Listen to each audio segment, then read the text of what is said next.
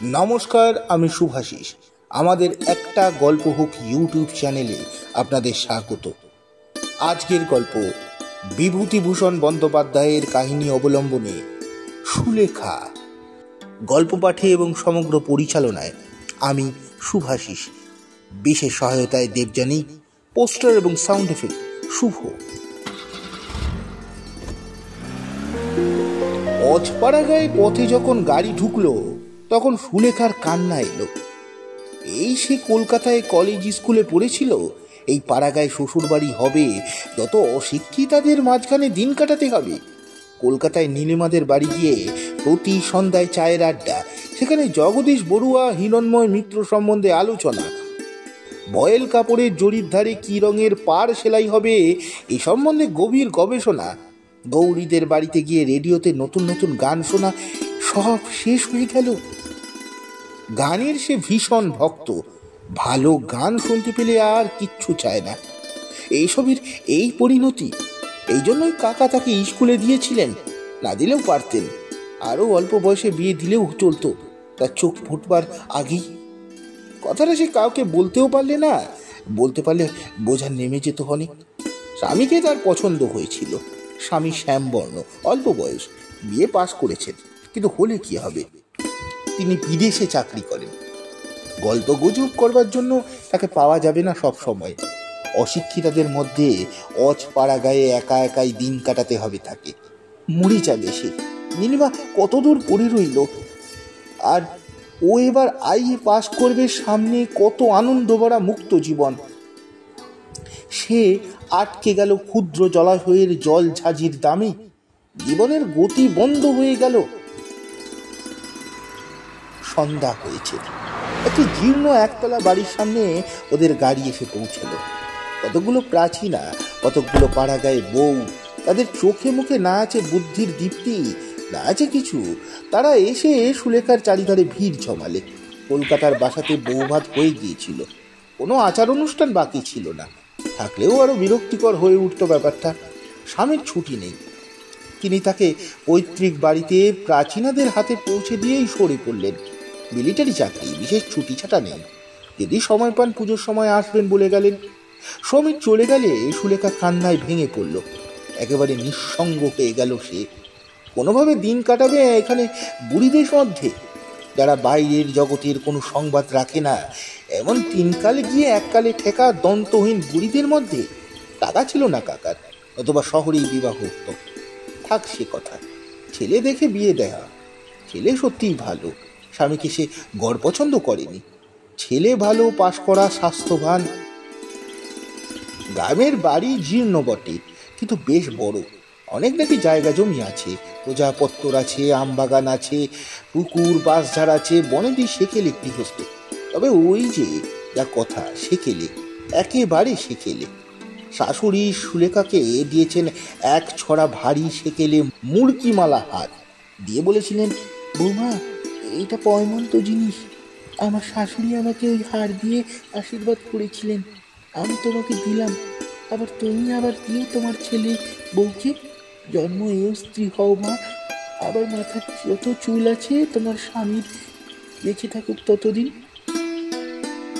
সুলেখা শাশুড়ির পায়ের ধুলো নিয়ে প্রণাম করলে। হাত ছড়াটা ভারী বটে, কিন্তু একালে ওহার কেউ পড়ে? গৌরীরা কি ভাববে, কলেজের অনুদি কি ভাববে? যদিও ও মুড়কি হার গলায় দিয়ে কলকাতায় গিয়ে হাজির হয়। দিন 5-6 কেটে গেল। সুলেখাকে ভোরে উঠে কাজকর্মে বড় যা নীরদাকে সাহায্য করতে হয়। অবশ্য নতুন বউ বলে এখনো কাজের ভার তেমন চাপেনি ঘাড়ে, কিন্তু নীরদাকে দিয়ে সে বুঝতে পারে এই সংসারে পুরনো বউ হয়ে গেলে কি ধরনের খাটুনিটা আশা করা যায়। নীরদা উদয়স্ত খাটে, টিন ধান সেদ্ধ করে, বোঝা বোঝা খাড় কাচে, খই মুড়ি ভাজে, দুবেলা রান্না করতে আসে।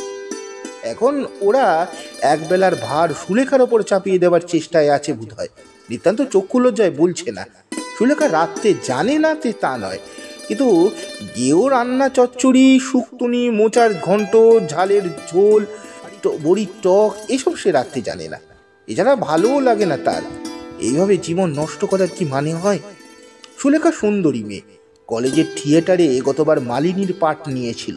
সুশ্রী চেহারার জন্য আর চমৎকার গলার জন্য তাকে খুব মানিয়েছিল। গৌরীর মা টিস্যু কাপড় পরিয়ে, সোনার গহনা পরিয়ে, কপালে কপালে অলকা তিলকা এঁকে দিয়ে নিজের হাতে সাজিয়ে দিলেন। ইংরেজি অধ্যাপকা তরুণী ঈশাদি গ্রিন রুমে এসে তাকে কিভাবে অভিনন্দিত করলেন, এসব কথা তো 8 বছরের রবীন্দ্র জন্মোৎসবের দিনে। আজ মনে হচ্ছে কত কাল, সেসব দিন শেষ হয়ে গেল। এর চেয়ে নাই বা বিয়ে হতো, থাকতো সে উষাদির মতো, নলিনীদির মতো, মিস সেনের মতো, মিস বিধুবালা গাঙ্গুলির মতো অবিবাহিতা, হাতে ভ্যানিটি ব্যাগ ঝুলিয়ে, খাটো ছাতা হাতে ট্রাম ধরতো, ছুটতো বেলা 10:30টায়। যেখানে খুশি হতো তুমি যাও, সিনেমা দেখো, নাচ গানের জলসা দেখো, ফার্স্ট ক্লাসে চড়ে নিউ এম্পায়ারে, কি মজা। সকালবেলা ওর বড় যা এসে বললে, রাঙাবু একটা কাজ করতে হবে জি। সুলেখা বললে, কি দিদি? কলাইয়ের ডাল নষ্ট হয়ে যাচ্ছে, এগুলো ছাদে গিয়ে রোদে দাও, তারপর বেলা পড়ে গেলে ঝেড়ে তুলতে হবে, বুঝলে? বেশ, পারবে তো? করিনি কখনো, তবে চেষ্টা করি। সুলেখা ডাল ছাদে নিয়ে এসেছে, তারপর আর ডালের কথা মনেই নেই। দুপুরে আহারের পর একটু শোভা মাত্র ওর ঘুম এসেছে। বেলা 2টোর সময় কালো ভোমরার মতো মেঘ করে নেমেছে ঝমঝম জল। ও অঘরে ঘুমোচ্ছে তখন। ঘুম যখন ভেঙেছে তখনও সমানে বৃষ্টি হচ্ছে। শ্রাবণ মাসের বৃষ্টি খানা ডোবা ভর্তি করে ফেলেছে 2 ঘন্টার মধ্যে। সুলেখা উঠে চোখ মুছতে মুছতে জানলা দিয়ে দেখে অবাক হয়ে গেল। বৃষ্টির এমন রূপ সে শহরে কখনো দেখেনি। বকুল গাছের গুড়িটা কালো দেখাচ্ছে বৃষ্টির ধারায়, ছাতারি পাখিগুলো অঘরে বিচ্ছে। এ যেন রবীন্দ্রনাথের সেই কবিতার কথা মনে করিয়ে দেয়। এদের কোনো ব্যবস্থা নেই, এমন সময় খেতে হয় গরম গরম চা। সে নতুন বউ চা তৈরি করতে যেতে পারে না, কিন্তু কারো কি সেদিকে দৃষ্টি আছে? না কেউ কি বোঝে? ও মা গো, আমাদের বাড়ির বুড়িটা কি করে ভিজছে ওই জলে নারকেল পাতা কুড়োতে কুড়োতে। পাড়াগাই আলাদাই কাণ্ড। এমন সময় ওর যা ঘরে ঢুকে বললে, রাঙাবু ডালগুলো তুলেছিলে ছাদ থেকে? সর্বনাশ, সে কথা একদম মনে নেই সুলেখার। লজ্জায় তার সুন্দর মুখখানি লাল হয়ে উঠল। অপ্রতিভ শুনে বললে, ঠিক যা, সে কথা একদম মনে নেই দিদি, এক্ষুনি আমি যাচ্ছি ছাদে।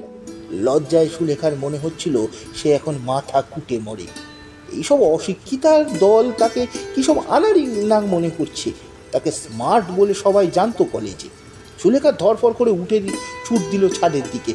ওর যা সস্নেহ ওর দিকে চেয়ে বলল, না ছুটতে হবে না গো, রাঙাবু বসো বসো।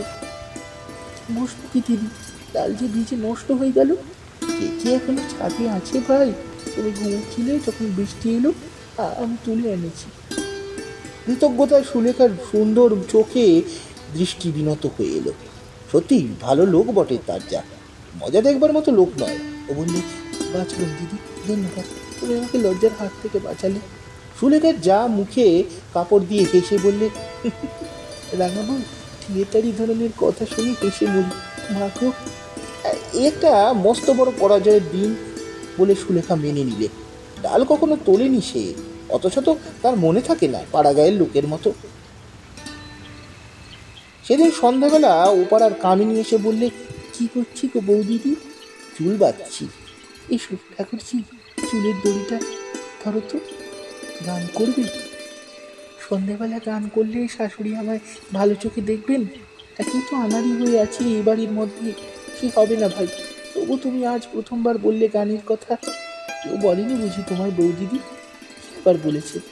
এই সময় সন্ধ্যার অন্ধকার নেমে এলো ঘন হয়ে। কামিনী চলে যাবার জন্য বাইরে দাঁড়ালো, বলে, চলে আজ বৌদিদি, আবার অন্যদিন আসবো। এক পশলা বৃষ্টি চলে গিয়েছে সেদিন বিকেলে। সুলেখা ঘরের জানলার বাইরে নেবু গাছে নেবু ফুল ফুটেছে। বৃষ্টির সজল অপরাহ্নের বাতাসে ভুর ভুর করে নেবু ফুলের গন্ধ। বড়জা নীরদা ওর ঘরে ঢুকে বললে, কি হচ্ছে রাঙাবু? আসুন দিদি, কি আর হবে, বসে আছি। রান্না করি, চলো, 2টো ডাল ভাজবো, তুমি বসে বসে কুলোই ছাড়বে। আচ্ছা দিদি, সব সময় এইসব কাজ করতে আপনার ভালো লাগে? একটু অন্যরকমের কাজ, একটু ভালো কাজ। নীরদা হেসে বলে, সময় নেই ভাই, দেখছো তো সংসারের কত বেহাতি কাজ নিয়ে, ওরই মধ্যে সময় করে নিতে হয়। বিরক্তিতে সুলেখার মনটা ভরে উঠল। এমন সব অশিক্ষিতাদের মধ্যে সে এসে পড়েছে। এরা শুধু জানে ডাল ভাজতে, ভাত রাখতে, শুধু খাওয়া আর খাওয়া। নীরদা বললে, তুমি তো রাঙা বউ নতুন এসেছ, এখন প্রথম প্রথম তোমার খারাপ লাগবে, এরপর আবার লাগবে ভালো। অন্য কিছু করতে কিছুতেই মন যাবে না। সুলেখা মনে মনে বললে, সেদিন আমার জীবনে হঠাৎ না আসুক যেন। চক্ষু লজ্জার খাতিরেই ওকে ডাল ভাজতে বসতে হলো রান্নাঘরে গিয়ে। 2 ঘন্টা সে কি খাটুনি। নীরদা ডাল ভেজে দিচ্ছে আর ও আনাড়ি হাতে কুলোচ্ছে আর ছাড়ছে। অনেক রাতে ঘুম চোখে সুলেখা এসে ও যখন বিছানায় শুয়ে পড়ল, তখন তার মন অবসাদে আর ক্লান্তিতে ভেঙে পড়েছে। কি কর্মফলে এমন সংসারে এলো রে বাবা। অনেক রাত্রে সেদিন ঘুম ভেঙে উঠে সুলেখা শুনলে কে যেন গান গাইছে। সুলেখা উৎকর্ণ হয়ে শোনবার চেষ্টা করে গুনগুন করে কি যেন গান ভাবছে, নিপুণ কণ্ঠের আলাপ। ও ভাবলে বাড়ে এমন জয়জন্তী আলাপ কে করে? সুলেখা নিজে গায়িকা, সে বুঝলে এই গুনগুন সুরে আলাপ যে করছে সে নিপুণ গায়িকা। সুলেখা এমন আলাপ করতে পারলে নিজেকে ওস্তাদ মনে করত, কিন্তু এ কি করে সম্ভব? এইখানে কে গান গাইবে এমন? সুলেখা আরও শোনবার জন্য বাইরে বেরিয়ে দাঁড়ালো। সেই সময় গান হঠাৎ বন্ধ হয়ে গেল।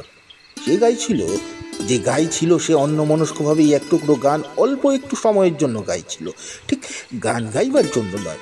সুলেখা ঘুম আর বিস্ময় জড়িত চোখে এসে শুয়ে পড়ল। সকালে উঠে ঘটনার কথা ওর মনেই ছিল না, কিন্তু একটু বেলা বাড়তেই ওর মনে হলো রাত্রে সেই অস্পষ্ট জয় জয়ন্তী সুর। তখন সে মনে থেকে ছেড়ে ফেলে দিল সমস্ত ঘটনাটা। স্বপ্নের মধ্যে হয়তো হয়েছে ঘটনাটা। গ্রামের ওপাড়া সুলেখা কখনো যায়নি। এবার একদিন ওপাড়া থেকে কয়েকটা মেয়ে ওকে নিমন্ত্রণ করে নিয়ে গেল। তারা সকলেই এক বাক্যে সুলেখার রূপের প্রশংসা করলে, চা খেতে বসে রান্না বান্নার গল্প করলে। এরা চোখ থাকতে অন্ধ নাকি? এমন সুন্দর লাইলাক রঙের জরিপাড়া শাড়ি পরে বসে আছে সুলেখা, তার দিকে কারো চোখই পড়ে গেল না। কেউ কথা বললেন না সে কথা, না বলে বিখ্যাত ছবি মায়া মুকুর সম্বন্ধে পুড়িয়ে খেতে এক বাক্যে। সুলেখা ওদের মায়া মুকুর এর গল্পটা করেছে, ওর সব গানগুলোই সে গাইতে পারে, একথা জানিয়েওছে। অথচ গান গাইতে বললেন না কেউ তাকে। হিরণ্ময় মিত্রর গানগুলো সবগুলো সে জানে। হিরণ্ময় মিত্রকেও, তার সুকণ্ঠকে। সুলেখার ইচ্ছা হলো এই মুড়ো অশিক্ষিতা মেয়েগুলোর সামনে একবার হারমোনিয়ামটা টেনে নিয়ে চাঁদের দেশের রাজকুমারী কিংবা এবার ফাল্গুনি এলো এসো এসো এই অপূর্ব সুরপুঞ্জে ঘরটা ভরিয়ে দেবে। কারণ যে বাড়িতে ওকে নিয়ে গিয়েছিল একটা ভাঙা হারমোনিয়াম ছিল, সে বাড়িতে একটা 11-12 বছরের ছোট মেয়ে বেসুরে একটা সেকেলে শ্যামা সঙ্গীতও গেয়েছিল, বোধহয় তাকে বিশেষ করে শোনাবার জন্য। এই গ্রামে বোধহয় খবর রাখে না যে সে একজন গায়িকা। বাড়ি ফিরে দেখলে ওর যা তালের বড়া ভাজবে বলে তালের রস বার করছে। ওকে দেখে বললে, রাঙাবউকে কোথায় নিয়ে গিয়েছিলে তোমরা? মেয়ের দল বললে, তুমি তো আর যাবে না বর্দি, তুমি গেলে অবশ্য আজ খুব ভালো হতো। আমাদের কি ভাগ্য আর আছে? আমাদের সে ভাগ্য আর আছে? নীরদা বলল, বসো বসো সবাই, তালের ফুলুরি খাবি। রাঙাবউ, তুমি তালের গোলাটা করো, আমি কড়ায় তেল চাপিয়ে দিই। একটা ধামা ভরা ভেজে যখন ওরা উঠল তখন রাত 9টা। মেয়ের দল ইতিমধ্যে 2-10টা বড়া খেয়ে চলে গিয়েছে। সুলেখার তো এসব কাজে অভ্যেস নেই। ঠায় বসে থাকা রান্নাঘরের গরমে কতক্ষণ পোষায়? এরা শুধু জানে ভোজনের তরিবত করতে সকাল থেকে রাত 12টা পর্যন্ত। মনে পড়ল ওদের কলেজের এক অধ্যাপক বলেছিলেন, বাঙালির ঘরে রান্নার বন্দোবস্ত যে ধরনের, তাতে খাটুনি এবং আয়োজন যত বেশি, খাদ্যবস্তুর পুষ্টিকারক গুণ তত নেই। জিভে ভালো লাগানোর দিকেই যত লক্ষ্য, খাদ্যের গুণাগুণের দিকে তত লক্ষ্য থাকলে আজ বাঙালির স্বাস্থ্য এমন খারাপ হতো কি? বসে বসে শুধু নির্বোধের মতো একরাশ তালের ভরা ভাজা। ওর বড় যা রান্নাঘরে ওকে বললে, রাঙাবউ, আমার ঘর থেকে গামছাখানা নিয়ে এসো তো ভাই, গা ধুয়ে নিই কুয়োতলা থেকে, বড্ড গরম লাগছে বড়া ভেজে। সুলেখা বললে, আলু আছে তোমার ঘরে? নেই, হাঁড়িখানটা নিয়ে যাও ভাই। বড় ঝাড় ঘরে ঢুকে গামছা খুঁজতে গিয়ে সুলেখার চোখে পড়ল একটা জিনিস। ঘরের ছোট্ট টেবিলটার ওপর একখানা খাম পড়ে আছে। অল ইন্ডিয়া রেডিওর ছাপ আছে তার ওপর। খামটার নাম লেখা নীরজা সুন্দরী মিত্র, রায়গ্রাম, বাহিরগাছি পোস্ট, জেলা নদিয়া। তাড়াতাড়ি সেই খামখানা খুলে ফেলে বললে, 17ই আগস্ট তারিখে নীরজা সুন্দরী মিত্রর গান আছে রেডিওতে, তারই চিঠি ও কন্ট্রাক্ট ফর্ম। উল্টো পাঠে দেখলে সুলেখা, কোনো ভুল নেই কোথাও, নির্ঘাত রেডিও কন্ট্রাক্টরের চিঠি। কিন্তু কার নামে? নীরজা সুন্দরী মিত্র কে? একটা অস্পষ্ট সন্দেহ ওর মনে জাগলো।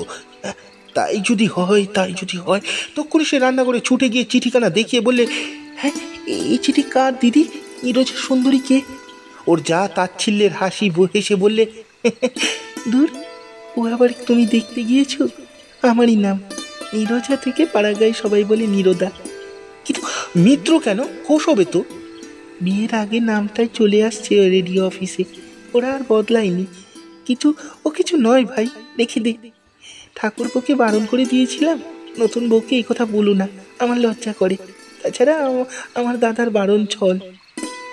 শ্বশুরবাড়ির গ্রামে এসব কথা জানলে যে কি বলবে। দাদা আমাকে গান শিখিয়েছিলেন কিনা, হিরণময় মিত্র নাম শুনেছো বোধ হয়? বিখ্যাত গায়ক হিরণময় মিত্রের ছোট বোন এবং শিষ্যা সুগায়িকা নীরজা সুন্দরী মিত্র তার সামনে বসে তালের বড়া ভাজছে। সুলেখা শ্রদ্ধায় ও স্নেহে নিজের আঁচল দিয়ে বড় যার মুখ মুছে দিতে দিতে বললে, একদিন দিদি জয়জয়ন্তীর ভাজছিলেন তাহলে আপনি অনেক রাতে। হ্যাঁ, ঘুমের ঘরে সেদিন শুনতে পেয়েছিলাম, পায়ের ধুলো দিন। তখন আমি ধারণাই করতে পারিনি। এতদিন বলা উচিত ছিল আমাকে, আমি কি করে জানবো?